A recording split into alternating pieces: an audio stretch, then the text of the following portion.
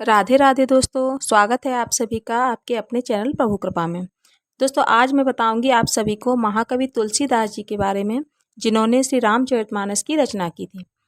भारतीय संस्कृति के उन्नायक महाकवि तुलसीदास जी का जन्म संवत 1589 में माना जाता है। तुलसीदास जी के जन्म स्थान के विषय में पर्याप्त जानकारी न होने के कारण निम्नलिखित 3 मत प्रचलित हैं। उत्तर प्रदेश के बांदा जिले का राजापुर ग्राम, एटा के सोरो नामक स्थान, गोंडा जिले का बाराह क्षेत्र। सर्वाधिक मान्यता राजापुर ग्राम के पक्ष में है। आपके पिता का नाम पंडित आत्माराम दुबे तथा माता का नाम हुलसी था। आप सरयू पारी ब्राह्मण थे। इनका जन्म अभुक्त मूल नक्षत्र में हुआ था। इस कारण बालक के अनिष्ट की आशंका से माता पिता ने इनका परित्याग कर दिया। इस कारण इनका बचपन अनेक आपदाओं के मध्य व्यतीत हुआ। कुछ समय तक तुलसी की दासी चुनिया ने इनका पालन पोषण किया। उनकी मृत्यु हो जाने पर अनाथ बालक तुलसी को सौभाग्य से स्वामी नरहरिदास गुरु प्राप्त हुए।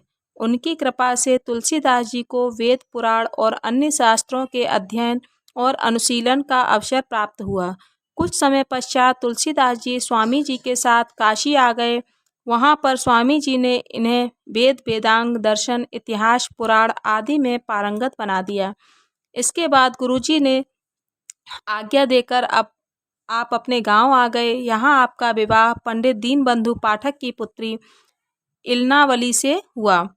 आप अपनी पत्नी पर इतने आसक्त रहते थे कि एक बार इनकी पत्नी अपने मायके चली गईं तो आप भी उनके पीछे पीछे वहां पहुंच गए। इनकी पत्नी ने बड़ी लज्जा महसूस की और बोली, लाज न आवत आपको दौरे आयहु साथ, धिक धिक ऐसे प्रेम को कहा कहो में नाथ, अस्थि चर्ममय देह ममता में ऐसी प्रीत, तैसी जो श्री राम में होती न तो भवभीत। पत्नी की इस प्रताड़ना से श्री गोस्वामी तुलसीदास जी सांसारिक बंधन को तोड़कर श्री राम भक्ति में लीन होने के लिए प्रयागराज होते हुए काशी पहुंच गए। यहाँ पर वे श्री राम कथा का उच्चारण करने लगे।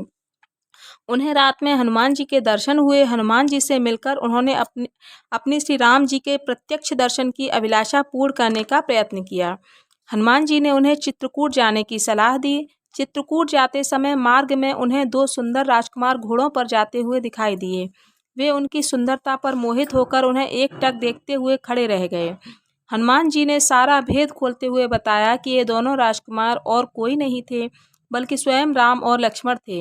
यह सुनकर तुलसीदास जी बहुत पछताए। इसके बाद एक दिन चंदन घिसते समय उनके पास 2 सुंदर बालक आए और उन्होंने तुलसीदास जी से चंदन मांगा।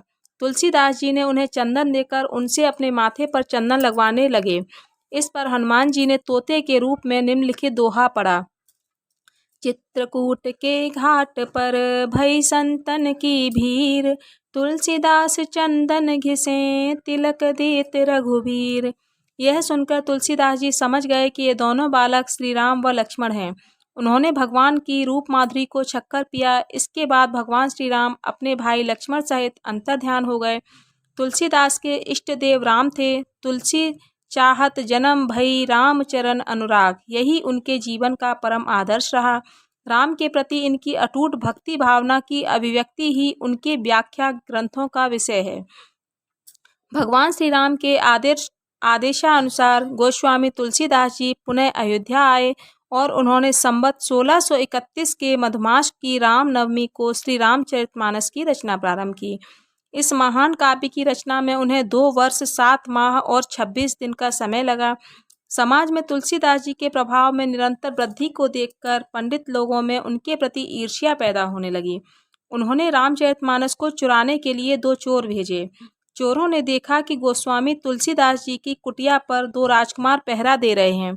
वे डरकर भाग खड़े हुए। तुलसीदास जी की इस घटना का पता चला तो उन्होंने अपने घर का सारा सामान जरूरतमंदों को देकर अपनी पुस्तक अपने मित्र टोडरमल के यहाँ सुरक्षित रख दी। इनके द्वारा रचित निम्नांकित ग्रंथ प्रसिद्ध हैं: दोहावली, गीतावली, रामचरितमानस, रामाज्ञा, प्रश्नावली, विनय पत्रिका, हनुमान बाहुक, रामलला नहलू, बरवे रामायण, कृष्ण गीतावली आदि। तुलसीदास जी का रामचरितमानस सबसे अधिक प्रसिद्ध महाकाव्य है। भाषा, भाव, उद्देश्य, कथा वस्तु, चरित्र चित्रण, संवाद, प्रकृति आदि सभी दृष्टियों में हिंदी साहित्य का ये अद्भुत ग्रंथ है। इसमें तुलसी के भक्त रूप और कवि रूप का चरम उत्कर्ष है। संवत 1680 में काशी में इनकी पार्थिव लीला समाप्त हो गई। इनकी मृत्यु के संबंध में निम्नलिखित दोहा प्रसिद्ध है। संवत 1680 असी गंग के तीर, श्रावण शुक्ला सप्तमी, तुलसी तज्यो शरीर। तो दोस्तों ये थी तुलसीदास जी के जीवन की कुछ बातें जिन्हें मैं आपके सामने लेकर आई हूँ। दोस्तों वीडियो अच्छी लगे तो इसे लाइक करें, चैनल को सब्सक्राइब करें